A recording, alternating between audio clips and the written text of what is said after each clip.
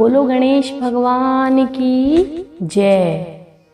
एक बार गणेश जी ने पृथ्वी के मनुष्यों की परीक्षा लेने का विचार किया और बच्चे का रूप धारण कर पृथ्वी पर आ गए। उन्होंने एक हाथ में दीपक में दूध और दूसरे हाथ में चुटकी में चावल ले लिया और गली गली घूमने लगे। कोई मेरी खीर बना दो, कोई मेरी खीर बना दो। परंतु साधारण बालक जान कोई भी उन पर ध्यान नहीं दे रहा था, बल्कि लोग उन पर हंस रहे थे कि कहीं इतने से दूध और चावल की भी खीर बनती है। परंतु गणेश जी लगातार एक गांव से दूसरे गांव में चक्कर लगाते रहे और पुकारते रहे, कोई मेरी खीर बना दो, कोई मेरी खीर बना दो।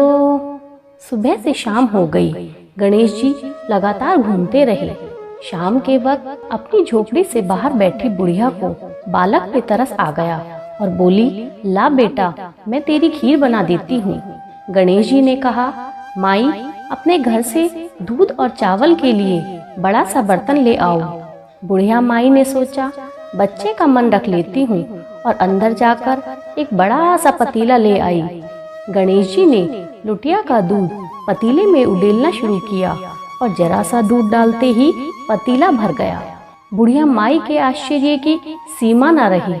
बुढ़िया माई एक के बाद एक बर्तन झोपड़ी से लाती गई और गणेश जी जरा सा दूध डालते और वो पतीला लबालब भर जाता। जब सारे बर्तन दूध से भर गए तो गणेश जी बोले, बुढ़िया माई, मैं स्नान करके आता हूँ, तब तक तुम खीर बना लो, मैं वापस आकर खाऊंगा। बुढ़िया ने पूछा, मैं इतनी सारी खीर का क्या करूंगी? इस पर गणपति जी बोले, सारे गांव को दावत दे दो। बुढ़िया ने ऐसा ही किया।